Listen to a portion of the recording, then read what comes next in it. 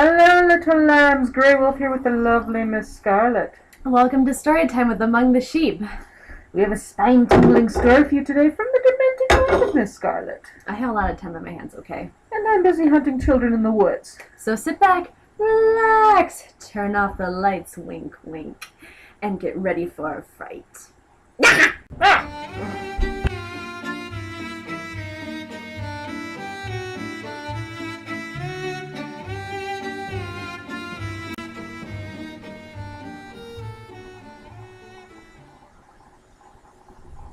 And if I shall die before I wake, I pray the Lord my soul to take.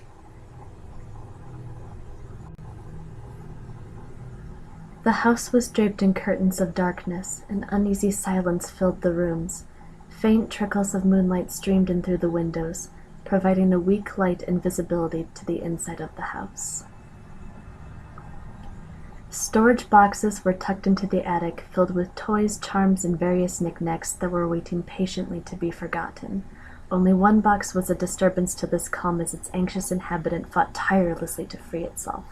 A plume of dust ascended into the air as a box burst open and a tiny porcelain hand emerged. The doll hurled itself from the depths of its prison and landed on the splintery floorboards. It dusted itself off and folded out the wrinkles in its dress.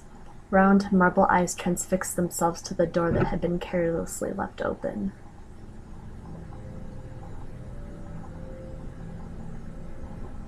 The pitter-patter of tiny shoes echoed down the lonesome staircase.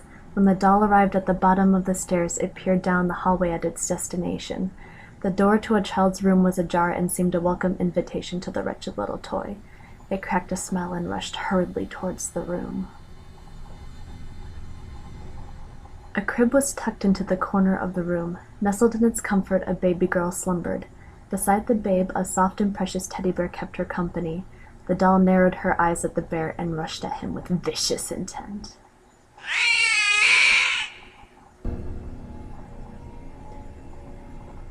The bear threw its plush-filled arms up in defense, but she descended upon him like a feral animal. She plucked his bead-like eyes from his face, strands of thread dangling from them. "Shh," she whispered, as she lifted his lightweight body and tumbled him over the edge of the crib. The bear fumbled in his newfound blindness, groping for an escape that was beyond his reach.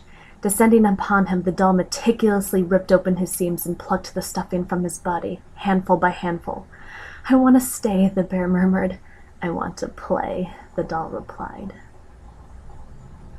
Morning crept into the room, stirring the child from her slumber. She stifled a yawn and opened her eyes. "Teddy," she called, but realized he was absent from the room. More disconcerting, there was a doll she did not recognize in her crib. It stared at her with inanimate eyes, yet she somehow had a sense of its possession over her. "And if I shall die before I wake, I pray the Lord my soul to take."